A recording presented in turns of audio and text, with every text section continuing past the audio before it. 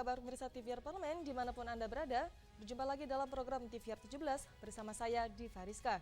Tepat pukul 17 waktu Indonesia Barat, kami hadirkan kepada Anda sejumlah informasi paling baru dan menarik seputar kinerja dan kegiatan DPR RI yang telah disajikan oleh redaksi TVR Parlemen. Pemirsa TVR Parlemen, inilah TVR 17 selengkapnya.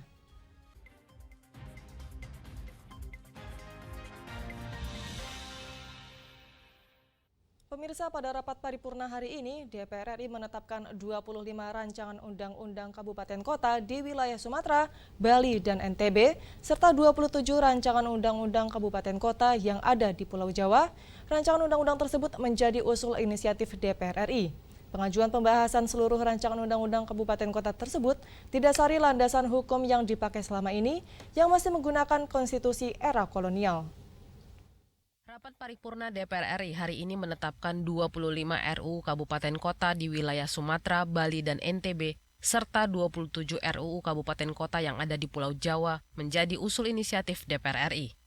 Pengajuan pembahasan seluruh RUU Kabupaten Kota tersebut didasari landasan hukum yang dipakai selama ini yang masih menggunakan Undang-Undang Dasar era kolonial.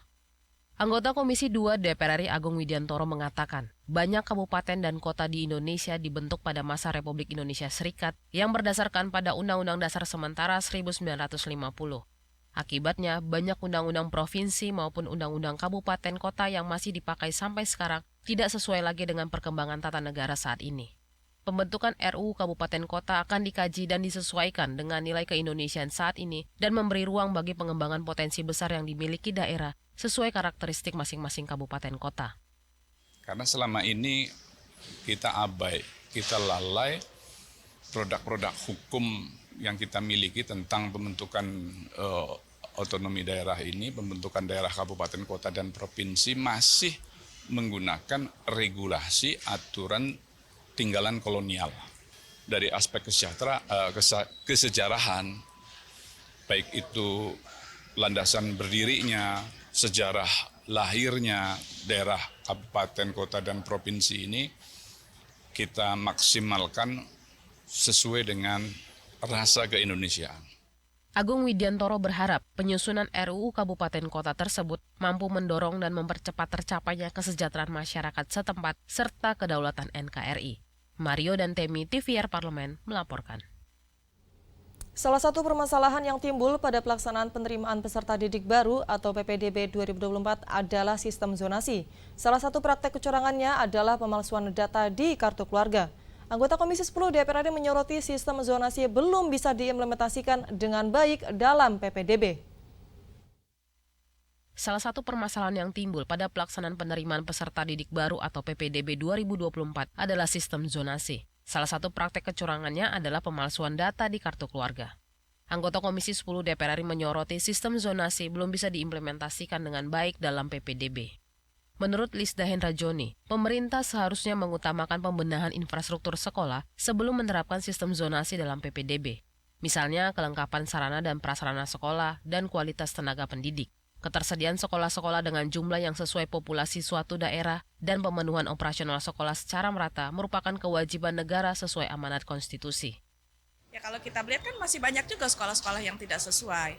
Nah seharusnya kalau kita balik lagi, kalau menurut saya itu harusnya dia persiapkan dulu sarana prasarananya, kualitas sekolah, kualitas gurunya. Nah walaupun mungkin belum terlalu sama dengan sekolah unggulan, tapi paling tidak jomplang gitu loh. Bramantio Suwondo juga menjelaskan, pembiayaan pendidikan yang lebih terukur dan penambahan jumlah sekolah secara bertahap bisa menjadi solusi jangka panjang atas permasalahan PPDB. Selain itu, pemerataan kualitas tenaga pendidik di seluruh Indonesia juga harus dipenuhi pemerintah sehingga masyarakat tidak lagi berebut masuk ke sekolah negeri tertentu. Yang secara rasio guru juga masih sangat timpang dengan jumlah peserta didik, dan ini tentunya dalam pelaksanaan pendidikan yang berkualitas tentunya akan jadi bermasalah. Jadi itu yang perlu kita tackle, yang kita harus selesaikan dalam jangka panjang, dan harapannya kalau ini kita selesaikan secara akar masalah, kita selesaikan, permasalahan PPDB ini tidak menjadi permasalahan yang muncul di tiap tahunnya. Panji dan Bondan, TVR Parlemen, melaporkan.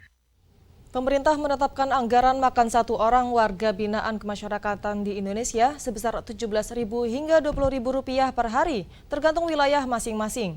Anggota Komisi 3 DPR RI menilai nominal itu tidak layak dan perlu dievaluasi. Pemerintah menetapkan anggaran makan satu orang warga binaan pemasyarakatan di Indonesia sebesar Rp17.000 sampai Rp20.000 per hari, tergantung wilayah masing-masing. Anggota Komisi 3 DPR RI menilai nominal itu tidak layak dan perlu dievaluasi.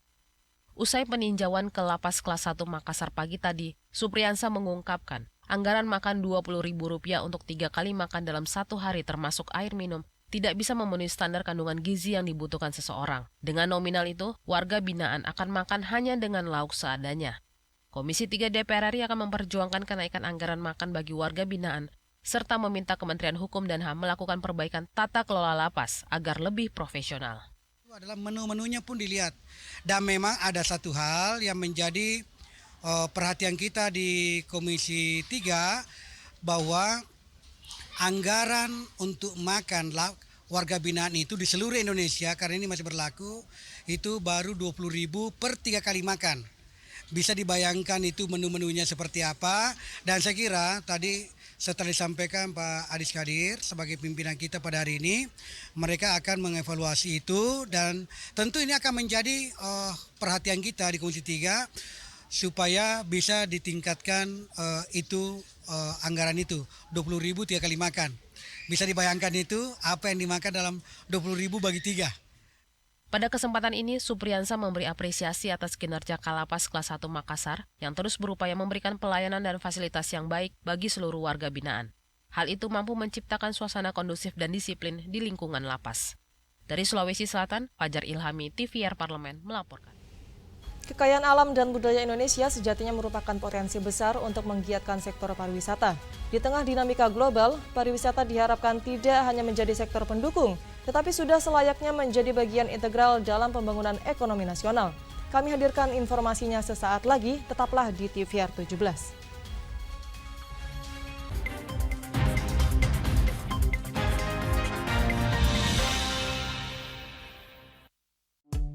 DPR RI memiliki fungsi diplomasi dalam menjalankan politik luar negeri sesuai dengan pasal 116 Undang-Undang MD3. Kontribusi aktif BKSAP DPR RI memainkan peranan penting dalam memenangkan persaingan global melalui IPU, IPA, IPPF, AIPA, dan PUIK. BKSAP memiliki komitmen yang tinggi dalam krisis kemanusiaan dunia. Fungsi diplomasi dijalankan untuk mendukung upaya pemerintah dalam melaksanakan politik luar negeri.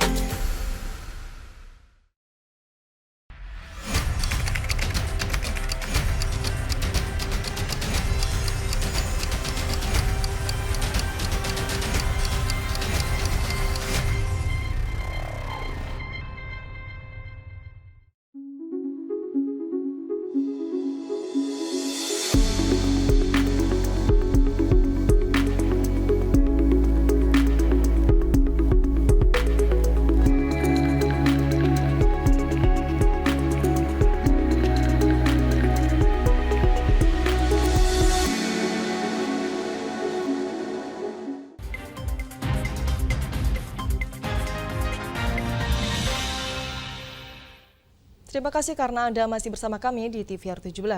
Komisi 10 menilai revisi Undang-Undang Kepariwisataan diperlukan untuk menyesuaikan regulasi dengan kondisi aktual. Dalam penyusunannya, DPR RI menyerap masukan dan aspirasi dari masyarakat, sehingga muatannya menampung kepentingan masyarakat luas. Simak informasi mendalam yang telah dihimpun oleh tim redaksi TVR Parlemen dalam segmen Lensa Parlemen berikut ini.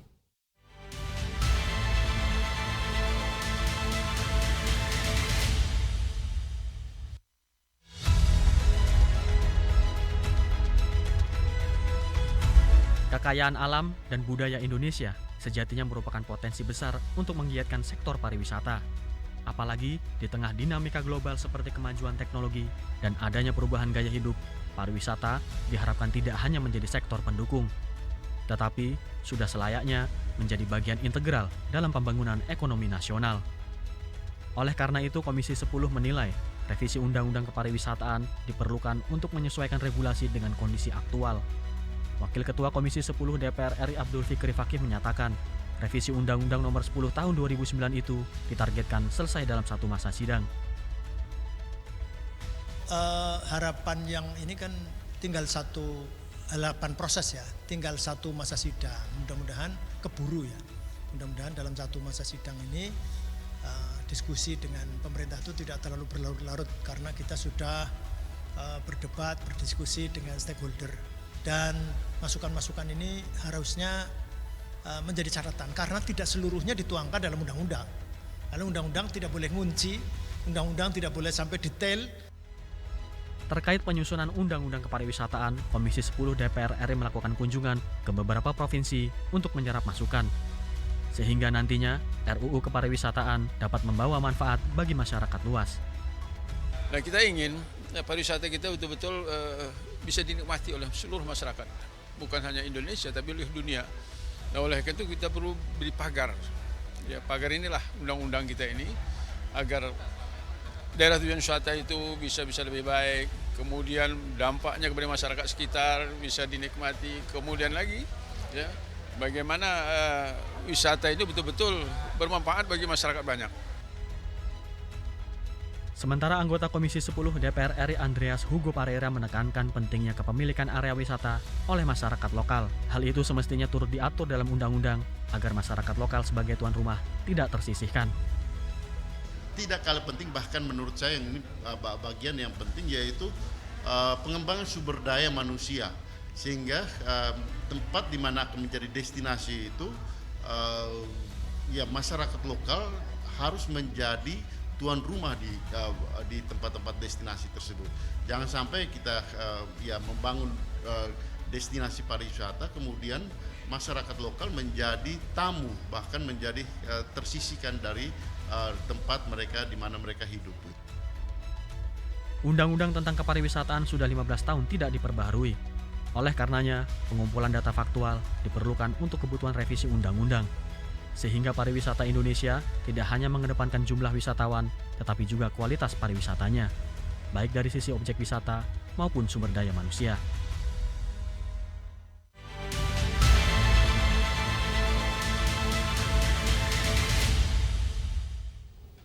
Indonesia Pacific Parliamentary Pacific atau IPPP akan digelar pada 25 hingga 26 Juli 2024 mendatang. Informasi selengkapnya jangan kemana-mana, tetaplah di TVR 17.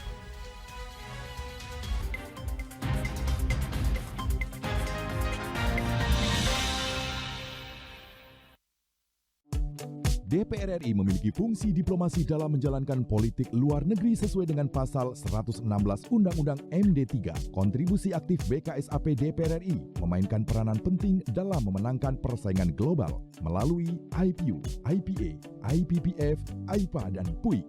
BKSAP memiliki komitmen yang tinggi dalam krisis kemanusiaan dunia. Fungsi diplomasi dijalankan untuk mendukung upaya pemerintah dalam melaksanakan politik luar negeri.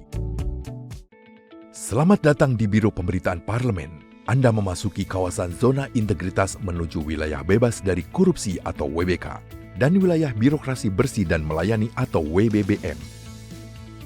Biro Pemberitaan Parlemen berkomitmen penuh untuk mewujudkan wilayah bebas korupsi dan wilayah birokrasi bersih dan melayani. Komitmen kami, pejabat dan jajaran memiliki komitmen tinggi untuk mewujudkan WBK dan WBBM melalui reformasi birokrasi, khususnya dalam hal pencegahan korupsi dan peningkatan kualitas pelayanan publik. Kedua, bebas dari korupsi dengan terwujudnya wilayah bebas korupsi atau WBK, yang artinya bebas dari KKN, gratifikasi dan dari segala bentuk pungutan liar atau pungli.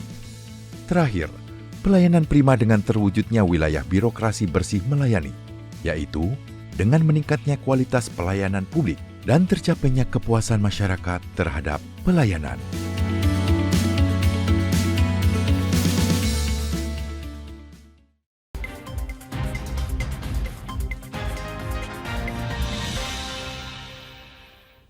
Anda kembali di TVR 17. Melalui forum pertemuan dengan negara-negara Pasifik dalam agenda IPPP, diyakini akan meningkatkan engagement dan penguatan hubungan harmonis dengan Indonesia. Lantas, seperti apa persiapan jelang terselenggaranya forum tersebut? Apa goals yang hendak dicapai dari pertemuan tersebut? Dan juga apa saja poin yang akan dibahas nantinya? Untuk selengkapnya, berikut laporan rekan kami, Elisa Purba dari Senayan, Jakarta. Silakan, Elisa. Ya, pemirsa TVR Parlemen, sebagai informasi untuk Anda bahwa nanti pada 25 hingga 26 Juli 2024 akan dilaksanakan Indonesia Pacific Parliamentary Partnership di Jakarta atau IPPP. Dan di mana ini adalah kedua kalinya forum ini dilaksanakan dengan tujuan utama adalah peningkatan hubungan kerjasama atau membantu engagement Indonesia dengan tetangga-tetangganya terutama yang berada di kawasan Pasifik. Dan untuk membahas bagaimana kesiapan dalam pelaksanaan IPPP ini sudah bersama dengan saya Wakil Ketua dari BKSAP DPR RI Bapak Putu Supatmarudana. Dan Bapak, terima kasih atas waktunya dan kita langsung saja Bapak terkait dengan akan adanya gelaran IPPP ini. Bagaimana dukungan parlemen untuk meningkatkan hubungan kerjasama Indonesia dengan negara-negara Pasifik? Jadi kita ketahui memang parlemen atau DPR RI memprakarsai forum Parliamentary Partnership dengan Indonesia dengan negara Pasifik yang disebut dengan IPPP. Dan memang pada intinya ini adalah gelaran kedua. Memang awalnya gelaran ini dilakukan di tahun 2018 yang pada intinya ingin membangun satu engagement kembali, melanjutkan hubungan yang memang sempat mungkin kurang maksimal dilakukan, tentu untuk memulai kembali. Nah, IPPP ini atau Indonesia Pacific Parliamentary Partnership ini merupakan momen kedua untuk 2024. Yang pertama dulu membahas tentang human development dan maritime sustainability. Jadi bagaimana berhubungan dengan pembangunan manusia dan juga hubungannya dengan sustainabilitas daripada kelautan yang ada.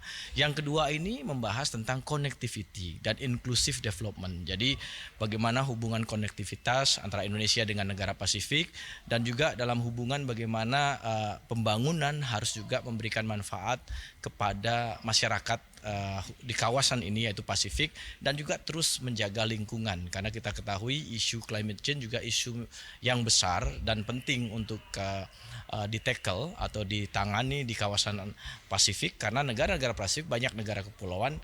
Karena wilayahnya tentu jika ada peningkatan permukaan air laut tentu akan bermasalah dengan semua negara Pasifik. Nah, forum kedua ini tanggal 26 Juli 2024 tentu ini memastikan kembali bahwa apa yang telah dilakukan cukup lama yang lalu ya 6 tahun lalu yang memang awalnya diinginkan 2 tahun sekali betul-betul sudah beberapa terimplementasi. Nah, dalam chair summary dulu poin-poin itu sudah dihasilkan.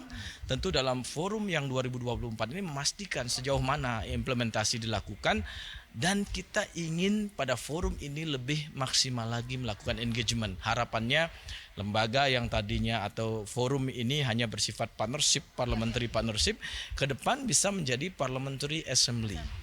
Tidak hanya resolusi hasilnya adalah chair summary, tapi ke depan bisa dibangun komite-komite yang membahas tentang peace, security, demokrasi, yang membahas tentang trade and investment, perdagangan dan kerjasama ekonomi, membahas tentang hubungan sosial, tourism, pendidikan, capacity building, dan lainnya. Juga membahas tentang gender equality dan involvement of youth, anak muda di dalam forum ini. Karena pada saat kita ingin memastikan hubungan yang komprehensif dengan negara Pasifik, engagement seperti ini harus terus diakselerasi. Parlemen hadir di sini untuk memastikan, membantu diplomasi first track yang dilakukan pemerintah. Karena kita ketahui pemerintah kan banyak fokusnya. Tapi parlemen justru ingin memastikan bahwa the most important thing atau hal yang terpenting juga adalah negara tetangga kita di kawasan Pasifik. Mungkin di ASEAN platformnya sudah jelas, ada ASEAN dan AIPA. Di Pasifik engagement kita belum kurang.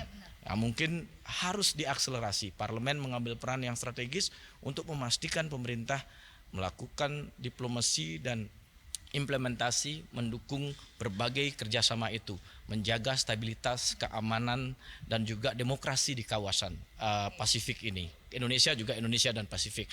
Jangan sampai kepentingan luar yang masuk. Menjaga stabilitas keamanan jalur Pasifik ini agar segala kepentingan kita bisa masuk dan jalur perdagangan dunia juga berjalan dengan baik untuk keuntungan kita semua. Nah, yang terakhir juga yang terpenting juga bagaimana menjaga isu ekonomi, investasi, dan bagaimana kita mendukung negara-negara Pasifik untuk bisa bangkit karena mereka pasti perlu bantuan dalam bidang misalnya institusi pendidikan kerjasama, vocational education, pendidikan vokasi, khususnya dalam bidang kelautan dan juga dalam bidang kepariwisataan. Baik, terima kasih Pak Putu, dan pemirsa, demikian tadi hasil wawancara kami dengan Pak Putu Supatmarudana, di mana kita tahu bahwa forum IPPP ini nantinya juga akan membahas mengenai kestabilan di daerah Asia Pasifik. Bukan hanya itu saja, akan dibahas juga mengenai bagaimana peningkatan engagement antara Indonesia dengan negara-negara tetangganya. Pak Putu, terima kasih atas waktunya, selamat melanjutkan tugasnya, dan pemirsa, sekian dari saya, kembali ke studio. Selanjutnya pemirsa, apa saja yang menjadi topik perbincangan di media online nasional hari ini? Usai jeda, tetaplah di TVR 17.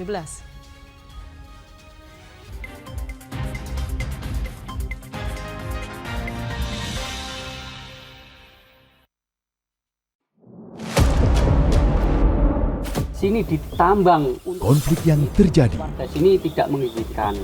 masalah yang tersisihkan menjadi kesenjangan sosial. Ya namanya rakyat kecil gak bisa apa-apa, mau komplain juga gak didengar. Sebab apa? Itu menyangkut isi perut kami semua. Bagaimana memutus keterbatasan untuk didengar?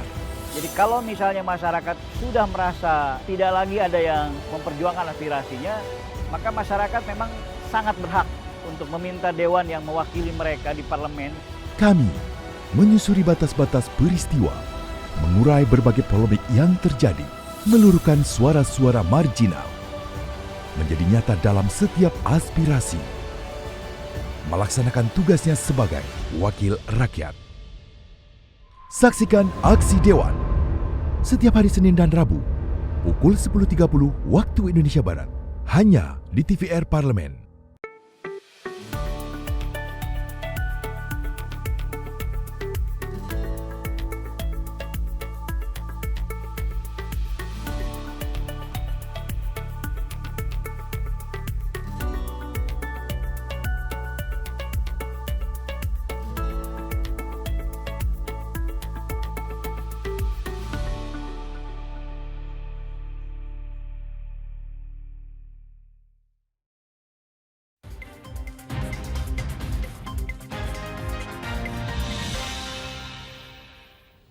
Kembali di TVR 17, Mirsa TVR Parlemen, kali ini kita masuk ke segmen media online nasional. Mari kita simak isu apa saja yang menjadi sorotan media serta tanggapan dari sejumlah anggota Dewan bersama rekan kami, Zia Ulbar.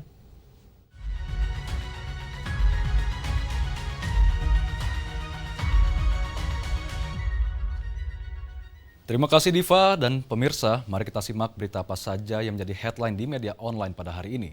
Di berita pertama yang menjadi headline di media online yaitu Gus Muhaimin menilai obat-obatan seharusnya gratis. Dapat Anda saksikan di layar Anda saat ini pemirsa. Di sini Wakil Ketua DPR RI Abdul Muhaimin Iskandar merespon keinginan Presiden Jokowi terkait harga alat kesehatan dan obat-obatan di tanah air setara dengan negara tetangga.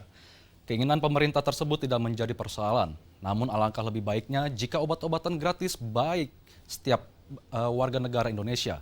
Di samping itu, optimalisasi rekrutmen dokter seharusnya menjadi prioritas pemerintah saat ini. Sebagaimana diketahui, sebelumnya Presiden Jokowi baru saja menggelar rapat internal dengan Menteri Kesehatan Budi Gunadi Sadikin di Istana Presiden. Budi mengatakan Presiden Jokowi ingin harga alat kesehatan dan obat-obatan di tanah air setara dengan negara tetangga, karena selama ini harga obat-obatan di Indonesia lebih tinggi, bahkan 5 kali lipat dibanding Malaysia. Dan pemirsa, berita selanjutnya yang menjadi headline di media online yaitu IKN didesain menjadi kawasan pertumbuhan yang smart, green, dan sustainable. Dapat kembali Anda saksikan di layar Anda saat ini pemirsa. Di mana Komisi 5 DPR RI lakukan kunjungan kerja spesifik ke Ibu Kota Nusantara pada Selasa 2 Juli 2024. Kunjungan ini dilakukan dalam rangka meninjau secara langsung progres pembangunan infrastruktur dan transportasi yang sedang, telah, dan akan dilakukan. Terkait hal ini, Ketua Komisi 5 DPR RI Lasarus menilai pemerintah perlu sampaikan hasil evaluasi dan capaian atas target yang telah ditentukan. IKN Nusantara harus didesain sebagai kawasan pertumbuhan baru dengan semua kriteria yang meliputi smart, green, dan sustainable. Selain itu, pemerintah harus memanfaatkan momentum akselerasi pembangunan nasional untuk mewujudkan visi Indonesia 2045.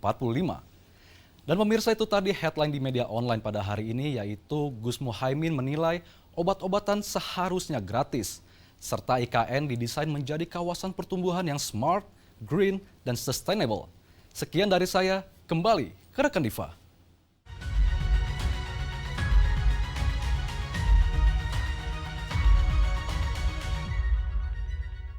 Terima kasih rekan Zia yang telah menyampaikan sejumlah update sorotan dari media online nasional pada hari ini.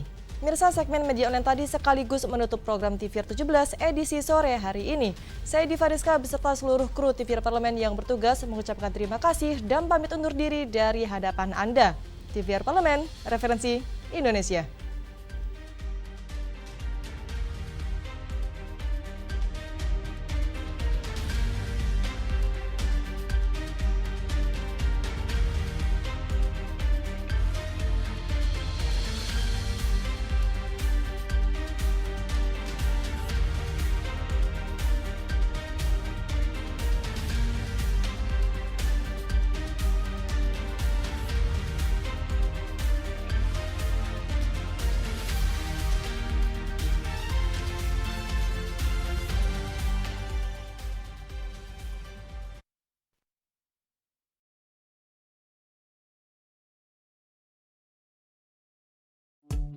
DPR RI memiliki fungsi diplomasi dalam menjalankan politik luar negeri sesuai dengan pasal 116 Undang-Undang MD3. Kontribusi aktif BKSAP DPR RI memainkan peranan penting dalam memenangkan persaingan global melalui IPU, IPA, IPPF, IPA, dan